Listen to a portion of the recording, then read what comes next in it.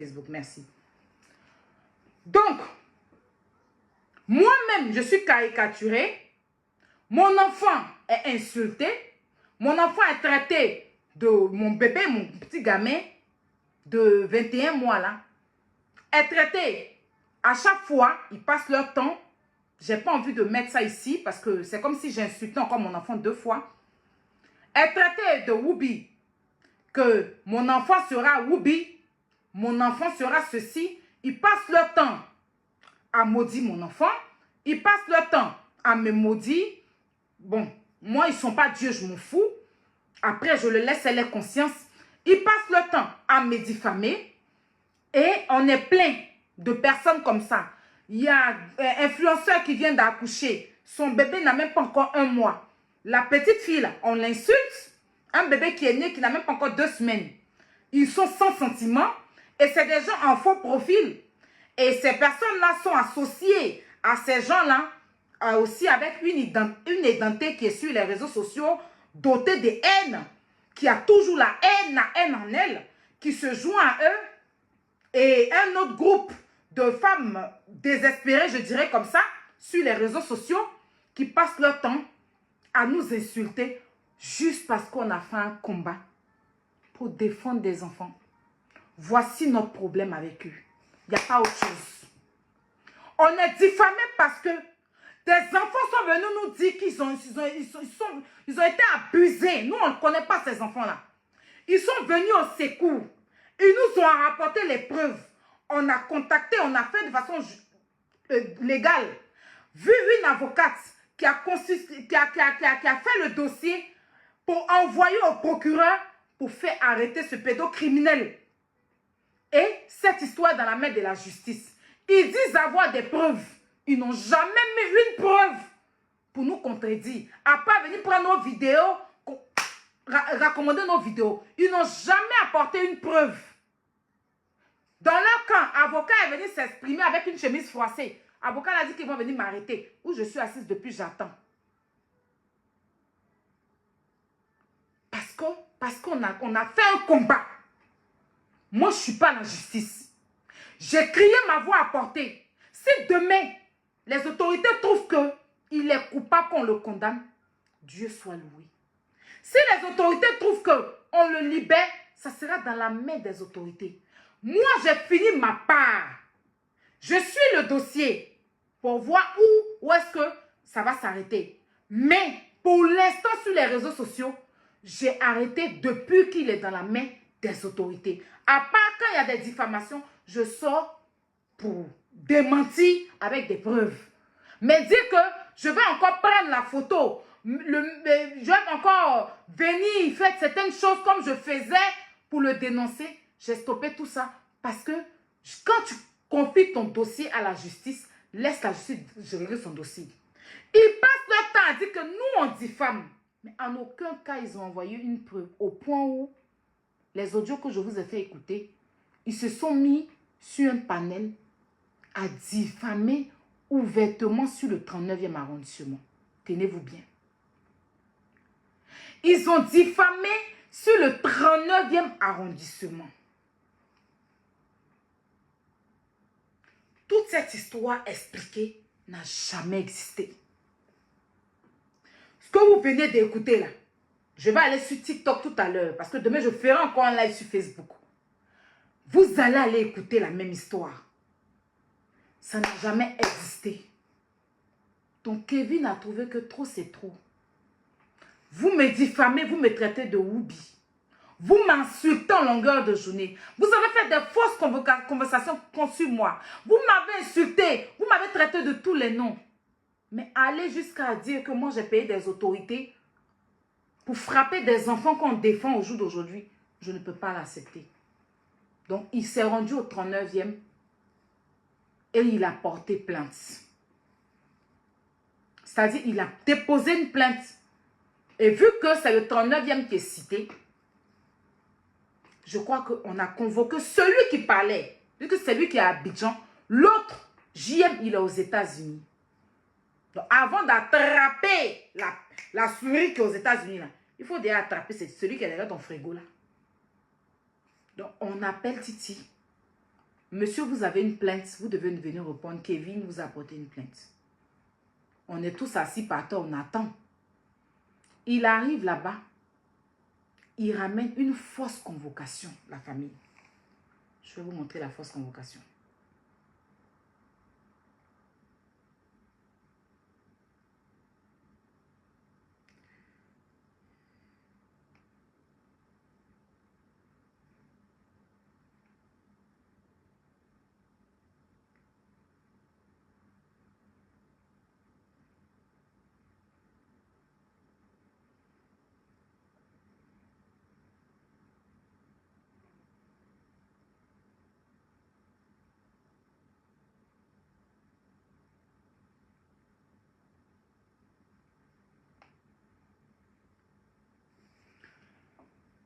Je ne sais pas si vous allez voir. Hein. Voilà. Cette fausse convocation, avec le cachet d'une autorité, il prend ça, il ramène ça là où il est convoqué. Il dit que les enfants ont porté plainte contre Kevin et que voici la convocation. Et que c'est pour ça, lui, s'est permis de parler en live. Parce qu'il s'est dit qu'on est dans un pays, on ne peut pas faire de l'abus de pouvoir. Donc, normalement, je pensais il devait être gardé. Pas que je pensais, il devait être gardé. Et il y a son avocat qui a appelé, qui a dit non, laissez-le partir, libérez-le sur convocation, il va revenir le lendemain et tout et tout. Donc, les autorités, voilà, le laissent partir. Le temps d'aller vérifier la convocation et puis suivre le dossier si effectivement Kevin a pris 2 gendarmes pour aller bastonner des enfants et leur demander de payer 350 000. Dès qu'il part, ils appellent parce que la convocation vient de Yopougon, selon eux. Ils disent que c'est une convocation de la brigade de recherche. Pourtant, il n'y a pas de brigade de recherche à Yopougon. La seule brigade de recherche qu'il y a, c'est apparemment au plateau. À Yopougon, il n'y a pas de brigade de recherche. Ils vérifient la convocation. C'est une fausse convocation. Le cachet, ça appartient. C'est le cachet d'un gradé de l'armée, mais qui n'est pas dans ses fonctions seulement en ce moment en Côte d'Ivoire, mais qui est plutôt en Europe pour des formations. Ils ont usurpé son cachet pour cette fausse convocation. Et c'est le soi-disant juriste là qui a ramené cette convocation. Donc le lendemain, il devait être là, il n'est pas venu. Le surlendemain, les gendarmes se sont rendus chez lui, le fait arrêter chez lui. Quand on l'arrête, on lui dit que la convocation que tu nous as donnée là, on a vérifié la convocation, enfin les policiers lui disent que la convocation que vous êtes venu avec, on a vérifié, c'est une fausse convocation. Et maintenant, il dit au policier qu'il s'est fait avoir. Donc tout de suite, on le prend, on le met aux arrêts. Et on lui demande qui t'a donné la convocation. Il dit que c'est Jacques Marichal, les Burkinabés de nationalité et Burkinabés américains. C'est Jacques Marichal appelé JM Tok qui l'a envoyé cette convocation. Et JM Tok lui-même, il sort, il fait un live Facebook, TikTok, où il dit que c'est lui qui a remis cette convocation-là à Titi. Donc, on lui demande maintenant, où est-ce que tu as enlevé cette convocation? Il dit, c'est le cousin des enfants, d'un enfant qui s'appelle Farel, que le Farel qui est venu le voir pour dire qu'il devait porter plainte là. C'est le cousin de Farel qui l'a envoyé cette convocation. On demande à JM, ok, sors-nous la traçabilité de cette convocation. C'est-à-dire qu'il t'a envoyé ça sur WhatsApp, non? Envoie-nous, montre-nous la convocation là où c'est sorti. Jusqu'à aujourd'hui. Il nous explique tout. Jusqu'au point où on s'est retrouvé sur un live avant-hier pour éclaircir avec Farel. Farel qui ne reconnaît pas cette convocation. Il dit qu'il n'a jamais donné une convocation comme ça à JM. Que effectivement, d'après lui, il a pris l'argent de JM, mais il n'a jamais donné une convocation à JM. Et on demande à JM de nous sortir qu'il a envoyé la convocation. Il nous sort une capture. Il dit que la convocation, on l'a envoyée à vue unique. Mais il n'y a pas de message qui dit que c'est la convocation. Et jusque-là, Titi, là en question, cet Ivoirien, soi-disant juriste, est enfermé et à la MACA, présentement où je vous parle, il a un mandat de dépôt pour faux usage de faux. Il a un mandat de dépôt pour faux usage. Ça va faire bientôt 2 mois qu'il est enfermé. Et JM, qui a fait que ce monsieur enfermé, ils sont fous en fait. Il est sorti, il a fait un live où il dit qu'il se moque. Il a rigolé du monsieur. Jusqu'à ce que même hier, je vais vous mettre une vidéo que j'ai reçue. Je vous mets ça pour que vous puissiez comprendre.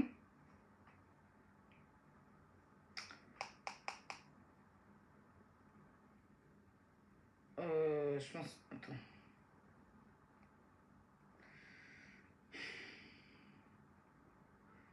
Pourquoi les photos là sont devenues comme ça maintenant? C'est chiant ça.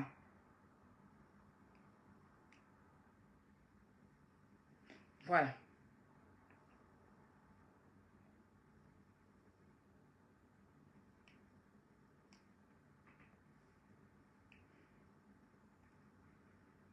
Non mais c'est pas possible. Ce n'est pas enregistré.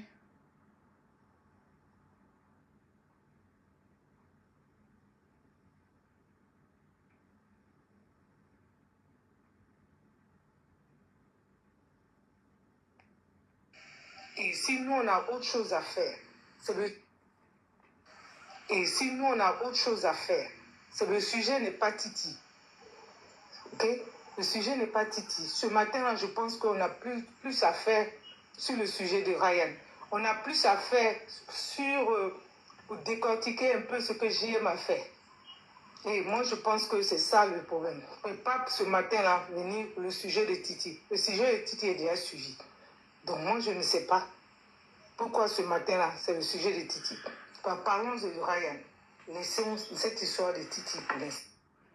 Alors, ils ont fait mettre Titi en prison.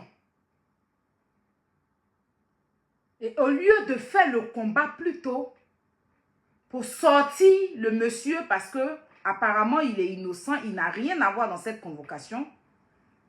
Quand des gens montent sur des lives pour dire qu'on veut parler de Titi pour combattre qui, où est-ce que la convocation est quittée? Leur patronne, c'est-à-dire qu'ils ont un groupe là-bas, ils montent là-bas pour dire qu'il ne faut pas qu'on parle de Titi. Titi n'a qu'à périr en prison, eux ils s'en foutent. La personne qui les intéresse, c'est leur pédocriminel là. Ryan Cecilia Atamiral. Lui qui a remué sa tête comme ça. Tu ne connais pas Cecilia Atamiral? Oh?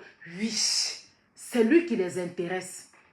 Titi qui est en prison par ignorance, parce qu'ils l'ont poussé à bout pour le mettre en prison, parce qu'ils l'ont poussé à venir diffamer avec plein de mensonges, ils s'en foutent de ça. La personne qui les intéresse, c'est Cecilia Atamiral. Et moi, ce qui m'intéresse au jour d'aujourd'hui, c'est la convocation.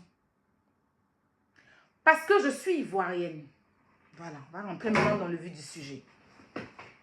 Je suis ivoirienne. Je ne suis pas dans les débats de personne. J'ai été tant combattue sur les réseaux sociaux, je me suis assez défendue. Je pense qu'au jour d'aujourd'hui, je n'en ai rien à foutre de ce que les gens vont dire de moi. Si je vois qu'il y a trop de diffamation, je vais porter plainte. Pour l'instant, ça ne m'a pas encore truc. Le jour où je vois qu'on me diffame, je vais suivre la loi. J'ai décidé, c'est pour ça que j'ai mis mon maillot. Même si je n'ai pas encore les 3 étoiles. Mais chez moi ici, là, j'ai mon maillot, j'ai mon drapeau. Je suis patriote dans le sang, dans les veines, dans le corps. Je meurs pour mon pays. Je suis venue en France ici, là. Je n'ai pas voulu prendre un autre chemin. Je n'ai pas voulu refouler mon pays. Je n'ai pas voulu mentir sur mon pays pour avoir les papiers. J'ai attendu et puis Dieu m'a donné mes papiers. Sans, même si actuellement, je ne suis pas encore arrivée dans mon pays. Mais ma Côte d'Ivoire, je porte ça sur mon dos. Je charge mon pays et vais partout où il va avec. Je ne peux pas accepter qu'un individu d'une autre nationalité se lève et paye de l'argent, fait falsifier une convocation, un papier administratif de mon pays, avec UZIP, le cachet d'une autorité de mon pays, et soi-disant il est aux États-Unis, on ne peut rien le faire, parce qu'il est américain selon lui. Et un autre Ivoirien, ça va qu'il est beaucoup guignol dans les bords, sur les réseaux sociaux, qui n'a rien fait, qui a voulu juste aussi faire du aide-moi à détester, se retrouve en prison. Et eux, ils s'en foutent de ça. Ils font plutôt un combat pour défendre un pédocriminel par aide-moi à détester à cause de Aya Robert. Mais la convocation, ils se disent ivoiriens, la famille. Ces personnes-là se disent ivoiriens. Et il y a un étranger qui falsifie la convocation. C'est-à-dire qu'il falsifie un document administratif et il n'y a personne pour interpeller ce gars-là sur ça. Ils se lèvent, ils disent que c'est plutôt nous qui avons envoyé les enfants à aller lui le piéger pour faire falsifier cette convocation. Je lui ai dit hier, si tu penses que tu n'as rien à voir dedans, pourquoi tu n'as pas porté plainte contre Farel et ce soi-disant cousin qu'on ne connaît pas? Tu dis que tu as des conversations avec les cousins, mais tu n'as jamais mis. La côté convocation, vous avez parlé là, on n'a jamais vu. Chères autorités ivoiriennes, à chaque fois que un Ivoirien, un influenceur a fait une bêtise, qu'il soit en diaspora, dès qu'il arrive en Côte d'Ivoire, vous le mettez aux arrêts. On a toujours, nos influenceurs se sont toujours fait arrêter, d'autres même déférés pour diffamation, pour injure publique. Et là, on a le faux usage de faux. C'est-à-dire qu'une personne qui vit dans un autre pays, qui falsifie le document, un document ivoirien, et il a ça à sa possession, c'est dans son téléphone. Et c'est lui qui a remis cette convocation-là à Titi pour aller à ça. Et ce gars, il est tranquillement, il continue d'aboyer sur les réseaux sociaux. Mon combat, c'est lui. Je crois à la justice de mon pays. Je sais que si on se mobilise pour vous interpeller sur ça, parce que le véritable coupable, c'est lui, jusqu'à actuellement. Parce qu'il n'y a aucun, il n'a pas sorti encore pas de preuves. Il nous a sorti une capture où ce n'est pas marqué convocation, ce n'est pas marqué rien. La seule personne qui a cette convocation, c'est lui. Donc, j'interpelle nos autorités. Vous avez possibilité de déclencher Interpol sur lui. Vous avez possibilité. J'ai son nom à l'état civil, son numéro de téléphone. Je ne vais pas le mettre sur les réseaux sociaux. J'ai aussi, on m'a aussi envoyé l'adresse là où il vit. Donc, pour toute information le concernant là, je suis disponible à travailler avec vous pour que la vérité soit éclairée. C'est-à-dire que la vérité soit sûre aux yeux de tous. Où est-ce que ce monsieur, qui n'est ni ivoirien, se lève et a une convocation avec un cachet d'une autorité? Où est-ce qu'il a enlevé ce cachet? Parce qu'on a vu Cécile Atamiral, une vidéo, une photo de Cécile Atamiral qui était assise dans un bureau d'un commissariat ou je ne sais pas, c'est une gendarmerie. Et il a dit, lui-même, il tape son PV. Et il a posté. On l'a vu plusieurs fois dire que lui, là, on ne peut rien le faire. On l'a vu depuis la Maca. Payer des gens dehors pour aller frapper les enfants, là. Pour aller brutaliser des enfants, les faire mettre dans une résidence pour arracher leur téléphone. Les audios sont sortis, on vous a joué les audios. Et les autorités le savent. Au jour d'aujourd'hui, on dit les aides de Manuel et puis Ivan Dubois, là, ils se sont fait abuser à la Maca là-bas. Et les sous, c'est que c'est Cécilia qui a envoyé des gens pour coucher ces enfants-là. On dit qu'il y avait le sang sur eux. Des vieux prisonniers ont pris ces enfants-là et puis couché avec les enfants, déchiré tout en bas d'eux là-bas. Lui, il est qui et il fait du mal à tous ces enfants-là. Et c'est celui-là que lui il défend et une fausse convocation sort de lui pendant qu'on sait que c'est un gars qui aime falsifier, c'est un gars qui fait du faux. Et aujourd'hui, il communique avec JM. Parce que depuis la Maca, il a un téléphone. Donc, il peut guider des gens à faire cette fausse convocation-là pour pouvoir mettre les enfants là dans problème parce qu'ils ont bouffé l'argent de JM apparemment. Parce que jusque-là, JM nous a sorti, Jacques Marichal nous a sorti, nous n'a pas sorti de preuves. On n'a aucune preuve qui prouve que cette convocation, ça vient de ses enfants. Et le seul à avoir cette convocation, c'est lui. On l'a vu aussi sortir des fausses captures de conversation entre Kevin et Cecilia. Et on est parti, Kevin est parti dans son WhatsApp, son Messenger. Il a sorti toutes ses conversations avec Cecilia. Il n'y avait pas les conversations falsifiées que JM nous a sorties. C'est JM qui nous a sorti ces fausses captures-là. Et parmi eux, il y a un qui est là-bas, là. Il dit que lui, il peut être chez lui et puis il va tracer ton téléphone pour prendre les preuves dans ton téléphone ou bien pour brigander. Ils sont sur TikTok, ils se croient tout permis. Ils passent leur temps à insulter des autorités. Ils ont diffamé sur nos autorités, menti sur une brigade. Que le 39e est venu prendre les enfants. Et ils l'ont dit de façon devant les gens. Il y avait 200 personnes quand ils étaient en train de diffamer sur le 39e arrondissement. Et ce JM-là était sur le live. En aucun cas, il a arrêté Titi. Pourtant, il a dit dans son live que non. Il a appelé Titi pour dire non. Pourtant, quand Titi expliquait, du début jusqu'à la fin, il était sur le live, il a tout écouté. Parce que c'est lui qui est à la base de ça. Et quand on parle, il dit que lui, personne ne peut le faire quelque chose. Que lui, il a des avocats en Côte d'Ivoire.